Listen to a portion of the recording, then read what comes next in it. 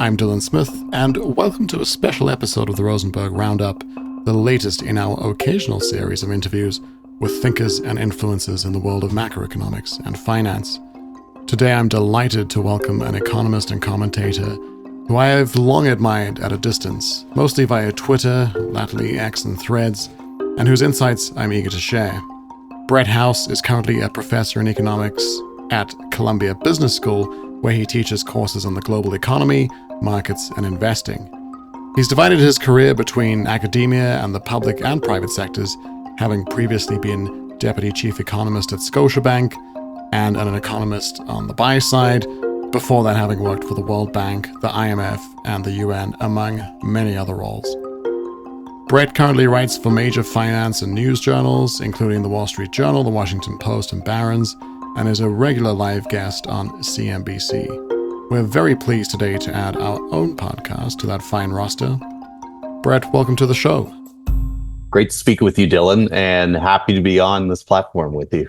Right. Well, when we initially invited you on, Brett, we were discussing a range of possible topics that we could be discussing at this podcast. You are obviously a very widely read and you have very broad expertise, but we're speaking just after what I think we can now call the Great Yen Carry Trade Reversal episode and the big global market moves that it triggered. So it's hard really at the moment to focus anything else, at least to start. So I guess my first question to you will be, what is your take on the recent market dislocations? Do you think this is primarily a Japan story, or are you worried that something deeper is happening in the US economy that we should be worried about? Well, I think you're right to focus our attention on the dislocations and the volatility of the last week. But I think we have to look to a combination of sources for why this has happened, the nature of the disruptions, and why they've happened right now. Of course, the beginning of the unwind of the yen carry trade is part of the explanation of what's going on. As many have observed, this type of carry trade where people are borrowing in a relatively low yield currency in order to invest in higher yield markets is the type of trade that makes money slowly over time, but can lose money incredibly quickly when it reverses. And we've seen some of that over the past few days. But I don't think we've nearly exhausted the unwind of the carry trade at this point. And we are going to continue to see outflows from yen as the Bank of Japan continues to normalize interest rates. The unwind of the carry trade alone would not have been enough to locate these moves across markets that we've seen in just the past few days at the beginning of August. It needed the combination of the US Fed meeting and providing a relatively dovish set of indications, but I don't think by any means quite the degree of dovishness that markets expected to see in conjunction with a hold. And at the same time, we also had a long run in equity price movements that have stretched valuations substantially, notwithstanding a bit of a broadening in equity markets over the last few months that is still deeply focused on the 7 big tech stocks that markets have been watching over the last 6 months or so for a reflection of the promise and the delivery of the potential of AI. And the combination of the Bank of Japan, the Fed not providing quite as dovish a hold as we might have anticipated, followed by a weak labor market print, and all of this falling in the context of already stretched valuations, I think combined produced the big sell-off. But in terms of its continued legs, I think the rebound that we've seen reflects the fact, one, that the sell-off was not rooted in a deep change in fundamentals beyond that softening in the labor market data of the US, and two, a reflection that we still have a number of communications coming forward from the Fed at Jackson Hole, a next meeting in September, and inflation and labor market prints that are likely going to solidify the expectation of a cut coming in September, while at the same time, rates have moved in a way that have loosened financial conditions and provide a bit of an underpinning for markets. Okay, so I think lots to pick up on there if we want to think through what to expect over the next, I guess, few weeks and months. One of the things you said is that there is a fair amount of Fed speak to come. We've also got the Jackson Hole conference, which, if the Fed does want to pivot, that's generally the place that they choose to do it. Do you think we're in a period of higher volatility in markets, especially connected to the U.S. data, than we have seen over the past year or year and a half? Well, I think there's great potential for higher volatility, such as what we've seen at the beginning of August, and some continued episodes like it, because equity market valuations are priced to perfection in many cases. We've seen, if anything, a bit of a useful removal of some of the froth in those equity market valuations. And that may dim or dampen some of the volatility we might otherwise see as that yen carry trade continues to unwind, as we see markets adjusting to a Fed cutting either in tandem with its expectations or perhaps a little more slowly. The potential for volatility is high, but I don't think it is necessarily going to be realized, because if anything, we're moving through a very orderly process of the Fed pivoting to a softer interest rate policy, to the potential of the beginning of cuts following other G7 and major industrialized countries' central banks. And if anything, where we might see a propagation or an intensification of the volatility, maybe in emerging markets. And, we saw some of that sell-off happen in conjunction with the disruption over the last few days. And we saw the real exposure that some EM currencies and asset markets have to that yen funding being withdrawn. I think we'll return a lot to the Fed in our discussions, but I wanted to touch a bit more on the Bank of Japan. You say there's a long way to go still on the unwinding of the carry trade. We've had the sort of initial violent, say, part of the unwinding. But interested to know sort of what your perspective is on how the rest of the unwind looks. Is it a very lumpy process, or does it happen slowly over time as essentially as existing carry contracts expire and aren't renewed, and that allows the yen to grind a bit stronger? What's the outlook from here? And I guess a tied question, the Bank of Japan was very quick to move in soon after the big yen appreciation to ease market fears that, it was going to continue tightening regardless of what had happened in the market move. So a lot of responsiveness from there, from the BOJ, but as you say, still a need for further normalization to happen. So how does that kind of fit into the picture? Does it mean a slower tightening from the bank, or just a lot of communication as they do it? Well, you're right to point out that they've got a couple levers at their disposal, and I don't think that we saw meaningful results as a result of the intervention from the Bank of Japan, which is typically the case. Attempts by central banks to lean against currency markets rarely succeed. They may forestall the inevitable, but they rarely prevent it from happening.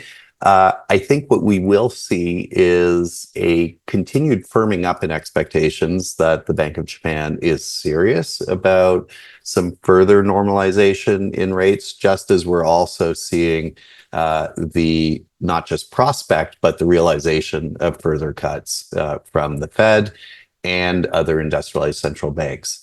That consensus, I think, will continue to firm, and as a result, we are going to see continued gradual shifts that could be punctuated by volatility, where communications are not what are aligned with market expectations or with the kind of curtain raising and scene setting that policymakers have tried to provide, or where we see some individual either asset owners or market makers encounter some troubles as these shifts and rebalancing occur that we can't at present see on the horizon looking at large aggregate data on markets. So that's going to be a very interesting kind of backdrop. But I think, as you correctly said earlier in the call, the focus is now shifting onto the U.S. economy and what the data flow is going to tell us about the state of the economy, to which markets are slightly more tightly pinned, but also what it means for the Fed. So the next question is, how do you think the Fed is assessing the U.S. economy? And I guess, do recent market moves change that assessment? Or really what's underlying that question is, how much does Powell look at the stock market in terms of assessing his policy stance? And do they care about the wealth effect? Well, let's start at the end of that question. It's commonplace to note that it isn't the job of central banks to ensure a particular level or price equity ratio in financial markets. It is not the job of central banks either to necessarily dampen volatility unless it starts to interfere with the normal and predictable operation of the financial system. And, I don't think we saw that here. While it was appropriate to raise the possibility of an emergency cut, I don't think we saw anything like the conditions at the beginning of August that would have justified such a move. If the Fed is behind the curve, as Jason Furman, the former chair of the Council of Economic Advisors in the U.S. noted, it's only a few days behind. It's unfortunate it didn't have the most recent employment data a couple days earlier for its end of July meeting. But we actually saw financial markets move at least as much or more to lower yields than we would have seen in a typical case where the Fed cuts. So we saw the easing in financial conditions that is useful to kind of moderate and cushion some of the impact from the volatility and sell-off of the last week. And that reduces the extent to which the Fed and other policymakers have to act. Now, on the broader question of how the Fed is assessing the economy, we need to break down what we mean by the Fed. Are we talking about Jerome Powell? Are we talking about other members of the FOMC? Are we talking about the regional banks or the Fed staff? There's obviously some explicit and implicit diversity of views amongst those four camps.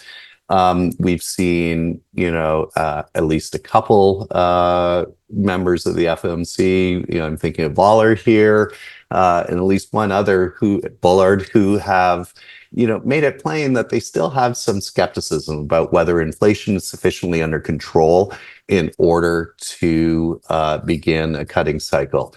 I think the rest of the FOMC, whether it's through the dot plots or through some of their other communications, and Powell, in his press conference that followed the last meeting on July 31st, made plain that the balance of risks is toward cuts coming soon, that September is absolutely a live meeting, but as a reflection of the fundamentals of the U.S. economy rather than either an anticipation or as we are likely to see in the Jackson Hole communications, any response to recent market volatility.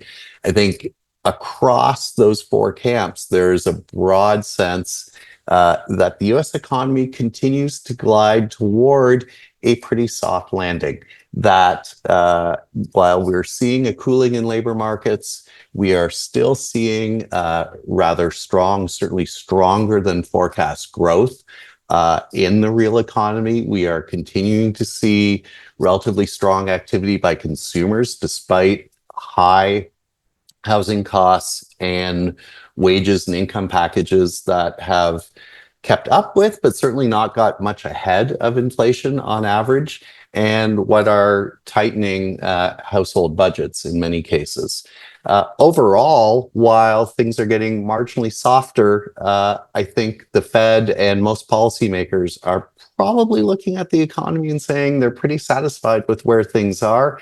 And while inflation is still, depending upon your measure, anywhere between, about dead on the 2% average target or upwards to about half a point above, it's cruising very close to it. And, with movement on rates from the Fed in September, continuing to anticipate a soft landing where we avoid or skirt recession seems to me not only a modal, but also the most likely forecast from most parts of the Fed ecosystem. And is that an assessment that you would agree with yourself looking at the data? Oh, absolutely. I think, just as markets substantially overreacted recently and now have, pulled back some of the implied and actual pricing toward recessionary risks, I think the fundamentals of the US economy remain stronger than is being priced broadly in markets. And we're seeing that reflected in the big pullback in VIX pricing. And I think the biggest threat to the US economy is potentially a shot in the foot, not a fundamental problem that sits on the horizon. The biggest challenge to continued growth and expansion would be a new administration in the White House that pursues even more deeply protectionist policies with the rest of the world. The real threat is an own goal, not a kind of black swan, or as some call it, a gray rhino, a kind of known unknown that is on the horizon and could loom at us more than we currently think is likely to be the case. That's very well put. And I think it's opened up a bit of space for some nice debate, because regular listeners to the podcast will be aware that I think we sit on the more bearish side of that assessment of the US economy. So maybe what I'll do is put together a couple of the counter arguments for you on what you just said, and if you could respond to those, I think we'd get some good insight. Three things I think I'd highlight. The first is the very tired, very old cliche about monetary policy actions having long and variable lags, and I think a lot of research, including coming out of the Fed, showing that the lags in the post-COVID environment are probably a little longer than usual. So we had an historic tightening, and we remain very tight compared to where rates were going into the cycle, and well above estimates of the neutral rate. And so even if the US economy is ticking along, at a healthy rate, with some lagged tightening effects to come, so the argument goes, and with rates still restrictive, is that necessary? Do we risk acting too late? And I guess that's what's meant by being more than a few days behind the curve. Add to that the fact that inflation, has largely ceased to be a concern, especially when you factor in that shelter pricing is on an inevitable downward path once real-time measures of rent catch up with what the CPI is measuring, and that it's the marginal change in the labor market rather than the absolute level of the unemployment rate that matters for triggering a recession. And we've had the Sahm rule triggered now. I know Claudia Sahm has come out and said nothing to see here. The rule was meant to be broken, but nonetheless, there has been a significant loosening in the labor market. So those are the things that we would say point to, maybe not a need for an emergency cut, but certainly more removal of restrictiveness than probably the Fed is signaling, or then, if you believe there's a soft landing coming, would maybe be the case. Those are all great points to invoke in this situation. And if we are trying to make a very precise determination on whether July 31st versus September meeting puts the Fed a few days or more than a few days behind the curve, then those are all great arguments for saying they should have gone at the end of July versus September. But as a empathetic analyst and someone who tries to put my shoes into Powell's position, put my feet into Powell's shoes, I can understand why that cut didn't happen. We had a very strong growth print coming into that meeting. We have, some inflation readings that are still higher than they would like them to be. We did not have a clear consensus on the FOMC, and for a consequential shift in policy, I can perfectly well understand why a head of a central bank would want to have his entire monetary policy committee in line with him. And over and above, we didn't have a release of the famous dot plots at the July meeting. We'll be getting those in September, and there'll be the opportunity to contextualize and fully justify a move at that point. In the background to monetary policy, we still have very stimulative fiscal policy in the United States, where much of the impulse that is sustaining the US consumer and business is coming from DC and the States. And that is not being pulled back anytime soon, and provides, I think, a bit of a safety line for any imprecision in getting the timing of a first cut exactly right. Looking at labor markets, the SOM rule has been hit not just federally, but in many of the states. So we've got both a nationwide softening and a number of regions where labor markets have softened. And again, does it augur for a cut sometime soon? Yes. And I think September will be the point where Powell is able to bring a consensus together on the FOMC. Does it make much difference whether it is July or September?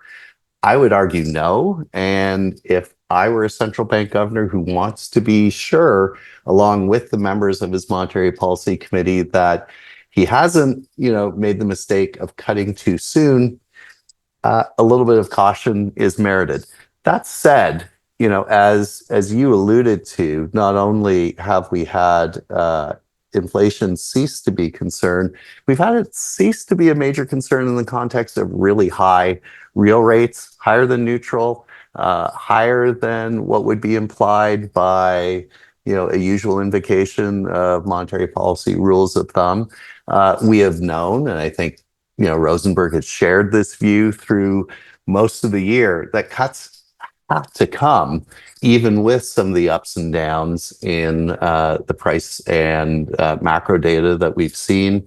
And I think September is going to be the moment when it happens, without compromising the continued soft landing, while at the same time ensuring we don't cut prematurely and see a backup in prices that would make the Fed look like it's in an awkward position all over again.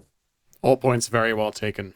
Thanks for that, Brett. Especially on the fiscal side, which we had gone into the year thinking that U.S. government spending would remain very high, and incredibly, it's continued to go up. So I think that is an often overlooked force driving GDP growth and broader activity. I guess if there were to be some kind of shift from the Fed, the place we might see it, or the place where the framework for it might be laid out, would be at the Jackson Hole conference later this month. So wanted to know if you have any sort of guesses or expectations on what might happen at the conference, or is it going to be some of the very consistent messaging that we've been hearing from the Fed of late? Well, views differ on both what to expect from Jackson Hole and in assessments of what we've seen in the past. I do not see Jackson Hole as an additional or bonus FOMC meeting. In fact, I see it traditionally as a place where we get marginal changes, where we typically see the Fed and the ecosystem around it solidify consensus around shifting views or assessments of the economy.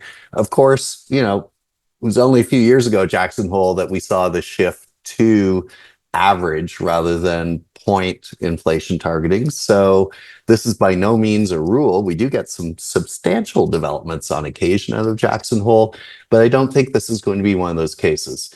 I think the job of Jackson Hole is to bring the last few FOMC members who are standouts from the consensus on side, create the conditions, the language, and the kind of intellectual underpinnings for a more concerted and clear indication that a cut will be coming in September, to indicate and signal even greater confidence that inflation is under control, and that as a result, we will see monetary policy move forward in an orderly and expected fashion that will be a dampener rather than an enhancer on volatility, such as we saw at the beginning of August. My favorite part of Jackson Hole is always the papers. So either way, whether or not we get a big shift, still looking forward to it. Brett, you hinted a little bit at the potential for an own goal to be scored on the economic front under a new administration. So I want to talk a little bit about the election and the risk environment that you're seeing around it. Two questions for you, I suppose. The first one's fairly broad. It's kind of how do you assess the probabilities around different outcomes and what different balances of power between the White House and Congress would mean for markets and the economy, both sort of immediately and on a slightly longer term. And then one thing I've been really trying to suss out in the last little while is what types of changes do we get under a Harris presidency? We knew that Biden was very much a candidate of continuity, and that he's put he's put in place a fairly well-defined economic agenda, passed most of the legislation required to do it early in his term, and so it would be about implementation and furthering of that.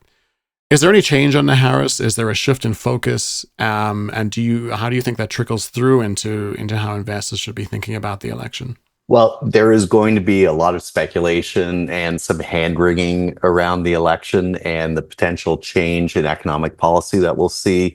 I'm going to lead off by highlighting where I don't think we're going to see big changes. I think regardless of who the next occupant of the White House is, fiscal spending is likely to remain elevated. Fiscal deficits are likely to remain large, and this is going to continue to provide some impulse to the American economy that is greater than we're seeing out of Europe, the UK, or Canada. I also think we have to take as a given that whoever is in the White House, the US is going to be in a relatively protectionist stance.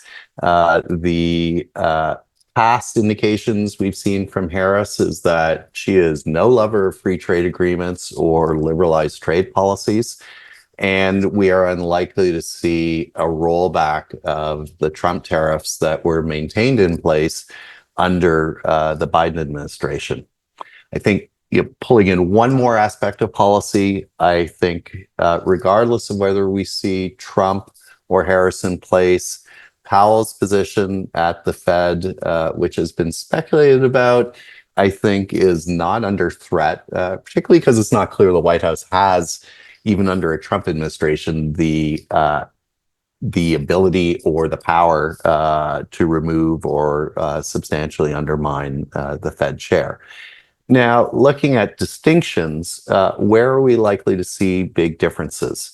On trade, while neither of these candidates is particularly committed to a rules-based liberal trading order, it's certainly the case the Trump administration is going to be more unpredictable, is going to be more oriented toward increasing tariffs, in some cases substantially, and that produces a grave and potentially difficult situation for a Fed that begins cutting in September, and an inflationary impulse that would deeply complicate a further reduction in interest rates. On fiscal policy, I think under a Trump administration, we would likely to see deficits that are at least as big or bigger than would be the case under a Harris administration, as Trump either pursues the continuation or additional tax cuts without implementing additional revenue measures to compensate for them. And on the broader set of labor market policies that might ensure a softening or a kind of cushioning of the impact of a reduction in hiring under a continued normalization of the U.S. economy, I would think that we would see a greater inclination to action from a Harris administration that would prop up and sustain U.S. consumption should there be market worsening in the economic outlook. So, overall, I am going to come down strongly on the notion that a Harris administration is probably better for the U.S. economy, better for U.S. investors, and better for U.S. investment and business, at least in part because it is likely to be more predictable, less volatile, and enact changes that are more incremental than would be the case from a Trump administration. For our last couple of topics, I want to make sure that Canada doesn't get too short of a shrift. As listeners will know, I'm based in Toronto, and Brett is partially based in Toronto and has been for a very long time. So there's a lot of interesting stuff going on in Canada that we should touch on, at least for a while. So I guess the same question we had on the Fed applies in Canada, where we've seen 2 rate cuts already. Any concern on your end, Brett, that the bank is actually getting too far ahead of the curve? Well, I don't think the bank is too far ahead of the curve. I also don't think it's particularly behind the curve, in that it would have made sense for me, and I think it would make sense for most folks if they were in Tiff Macklem's seat, to want to see the white of decreased inflationary pressures eyes before acting. It is structurally the case that most central bankers under inflation targeting regimes are set up to be maybe 1 or 2 meetings a little slower in moving than might otherwise be the case, particularly given that we still have inflation expectations that are in some cases above target. And I think they are moving and continuing to move in a way that is consistent with how we're seeing the fundamentals of the Canadian economy develop, where they are being prudent about delivering some easing without moving so quickly as to be either surprising to markets or individuals, or providing a set of kindling for increased inflationary flames. And what about the longer term structural outlook for Canada? I think as inflation has eased and as the bank has gotten over the hurdle of that first cut and sort of set themselves on a glide path down, there's more and more focus on what's seen as Canada's structural problems, which are sort of summarized in the notion that we haven't had much productivity growth at all since about 2015. You hear a lot about weakening competitiveness. You hear a lot about real per capita income growth in decline, given the sort of tepid growth of GDP alongside very rapid population growth, fueled by a high immigration rate. And you also, continue challenges with housing affordability as well. So, I mean, where do you stand on some of these issues? What do you think needs to be done, and where should some of those efforts come from? I think it's a great question, because many of the structural issues that we're dealing with in Canada are mirrored in other large industrialized country markets and some EMs as well. I'm neither a structural bull or bear on Canada. I am structurally agnostic. I think the structural problems that you mentioned need to be balanced with the structural potential or structural advantages that Canada also has. We have the fastest growing population in the G7.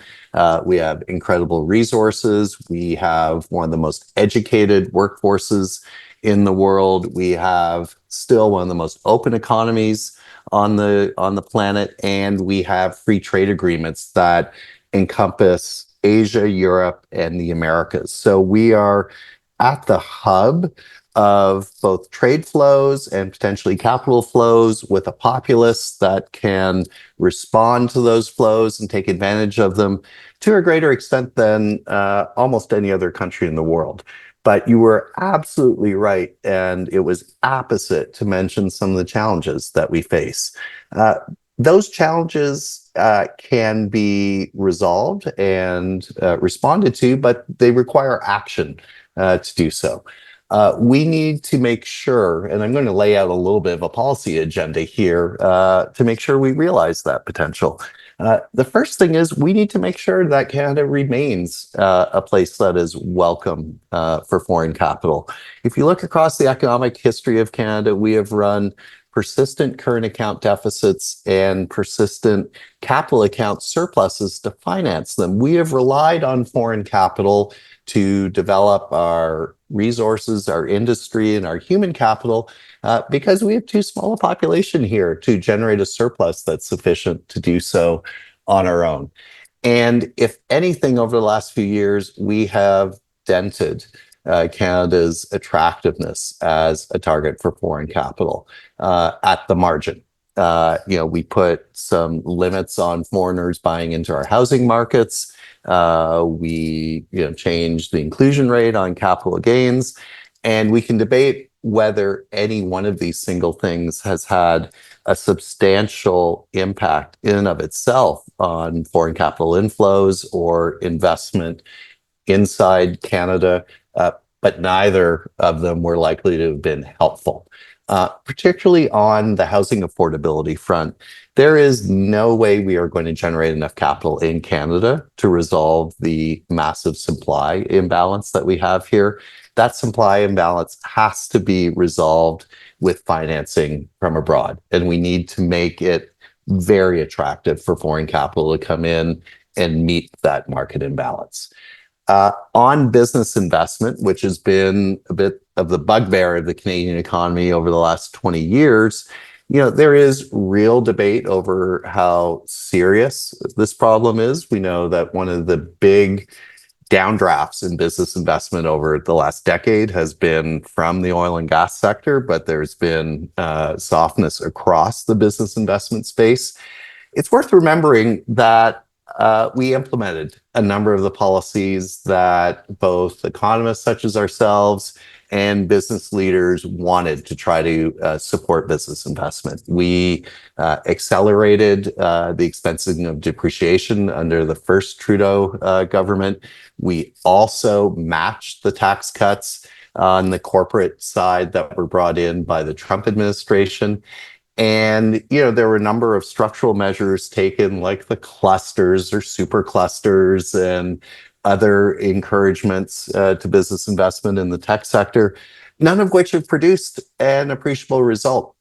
So I think the question we need to ask ourselves now is, what does business want? What would motivate business and private capital to invest with greater concert in the Canadian economy, in research, development, product development, manufacturing, and further marketization of the potential of Canadians. One of the things I think we're going to have to focus on in order to ensure that that happens is further reduce uncertainty around trade for Canada. We saw during the Trump administration that NAFTA, despite being a long ensconced agreement, had the potential to be ripped up with an unsympathetic administration in the White House. The USMCA, or CUSMA, that replaced it is due for review 6 years after it entered into force. That's going to be 2026. Canada is going to be facing a great deal of trade uncertainty, potentially all over again, with either party in the White House, certainly more uncertainty with Trump in the White House. And we need to act now to try to mitigate that. Trade also is critically important inside Canada. It has become banal to talk about the need for real interprovincial mobility and freer trade. We have a nearly stillborn Canada Free Trade Agreement, which was meant to take most of the inhibitions on people flows, goods and services flows between provinces in Canada out of the policy mix. It hasn't delivered, and we need to reinvigorate that discussion. And lastly, we have broken in some ways our immigration system by, and here I should say our immigration and people inflow system, because we talk a lot about immigration when in fact what we're talking about are temporary foreign workers who come into Canada on visas that last for only a few years at the behest of business, particularly in the hospitality, the agriculture and meatpacking sectors. We have seen a huge inflow of relatively low-skilled workers. We haven't seen as much emphasis on our vaunted points-based economic class immigration system. We need to tip that balance back. That would be both pro-productivity for Canada and it would be pro-worker.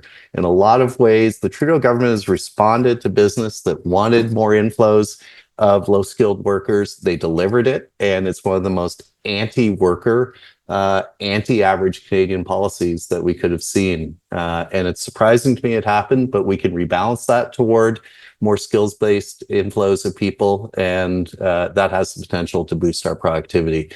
The whole discussion around per capita GDP is both more and less than meets the eye. It is certainly not great that our per capita GDP numbers have fallen over the last few years. That is largely as a result of an increase in the denominator, big inflows of people.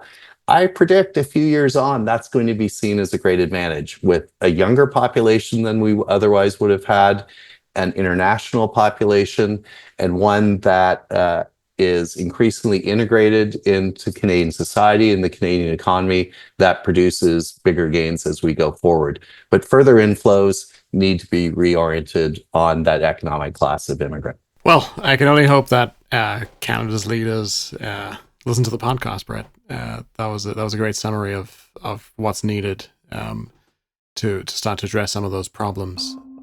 I think that's a good place to leave it. But before we sign off, if anyone else wants to hear any more of your commentary and insight, where can they go?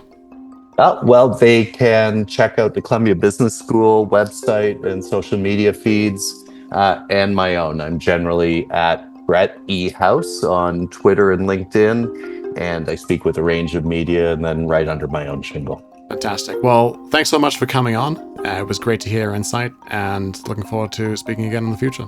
It was really great to talk. Thanks for having me.